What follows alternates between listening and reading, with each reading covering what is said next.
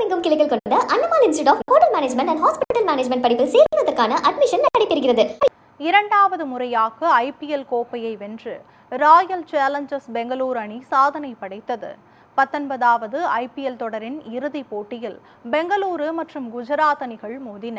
Toss வென்ற பெங்களூரு அணி பந்துவீச்சை தேர்வு செய்தது. முதலில் களமிறங்கிய குஜராத்தின் தொடக்க ஆட்டக்காரர்களான கில் மற்றும் சாய் சுதர்சன் ஆகியோர் சொற்ப ரன்களில் ஆட்டமிழந்து ஏமாற்றம் அளித்தனர். மேலும் அடுத்தடுத்து களமிறங்கிய குஜராத் பேட்ஸ்மேன்களும் பெங்களூரு அணியின் பந்துவீச்சை சமாளிக்க முடியாமல் திணறினர். இறுதியில் 20 ஓவர்கள் முடிவில் அந்த அணி 8 விக்கெட்டுகள் இழப்பிற்கு 155 ரன்களை மட்டுமே எடுத்தது. அடுத்தபடியாக 156 ரன்கள் எடுத்தால் சாம்பியன் ஆகலாம் என்ற எளிய இலக்குடன் களமிறங்கிய பெங்களூரு அணிக்கு விராட் கோலி, வெங்கடேஷ் ஐயர் கூட்டணி சிறப்பான தொடக்கத்தை அமைத்துக் கொடுத்தது. ஒருபுறம் விக்கெட்டுகள் சரிந்தாலும் மறுபுறம் தனது அதிரடி ஆட்டத்தை வெளிப்படுத்திய விராட் கோலி பவுண்டரிகள் மற்றும் சிக்சர்களை பறக்கவிட்டு ஐபிஎல் வரலாற்றில் தனது அதிவேக அரை சதத்தை பூர்த்தி செய்தார்.